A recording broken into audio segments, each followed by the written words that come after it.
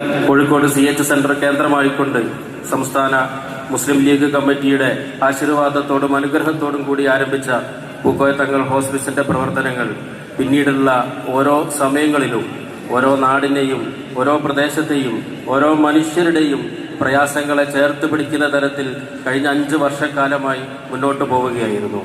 ഇന്ന് തിരിഞ്ഞു നോക്കുമ്പോൾ 51 സെന്ററുകളിലായി 5464 വളണ്ടിയർമാരിലൂടെ, അതേപോലെ തന്നെ 111 പരിശീലന ക്യാമ്പുകളിലൂടെ വലിയ ഒരു വിഭാഗം സമൂഹത്തെ സാന്ത്വന പരിചരണ പ്രവർത്തനത്തിന്റെ മുഖ്യധാരയിലേക്ക് കൊണ്ടുവരാൻ കഴിഞ്ഞു എന്നതാണ് ഞങ്ങളെ സംബന്ധിച്ചിടത്തോളം ഏറ്റവും സന്തോഷകരമായ ഒരു സാഹചര്യം എന്ന് പറയുന്നത്.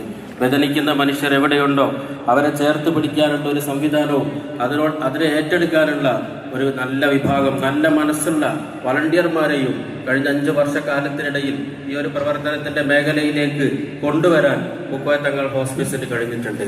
അതിന്റെ ഏറ്റവും പ്രധാനപ്പെട്ട കാരണം എന്ന് പറയുന്നത് മാതൃസംഘടനയായ മുസ്ലിം ലീഗിൽ നിന്നും ഇതിന് ലഭിച്ചുകൊണ്ടിരിക്കുന്ന വലിയൊരു പിന്തുണ തന്നെയായിരുന്നു.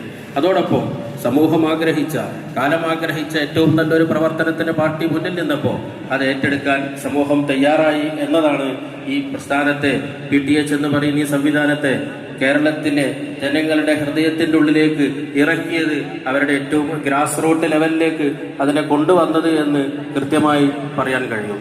ഈ സാഹചര്യത്തിൽ ഒരുപാട് പ്രതിസന്ധികൾ നമുക്ക് മുമ്പിലുണ്ടായിരുന്നു, ഒരുപാട് പ്രയാസങ്ങൾ ഉണ്ടായിരുന്നു. ആ പ്രയാസങ്ങളെയും പ്രതിസന്ധികളെയും ആരംഭത്തിൽ തന്നെയുള്ള ഒരുപാട് ബലാരിഷ്ടതകളെയും മറികടന്നുകൊണ്ടാണ് ഇന്ന് ഈ കാണുന്ന രൂപത്തിലുള്ള വലിയ ഒരു സംവിധാനമായി PTH മാറിയിട്ടുള്ളത്. ഇതിന്റെ പിന്നിൽ പ്രവർത്തിച്ച ഒരുപാട് മനുഷ്യരുണ്ട്. തുടക്ക സമയത്ത് ഇതിനു വേണ്ടി ഏറ്റവും കൂടുതൽ അധ്വാനിച്ച കോഴിക്കോട് CH സെന്റർ, അതിനുശേഷം സംസ്ഥാന മുസ്ലിം ലീഗ്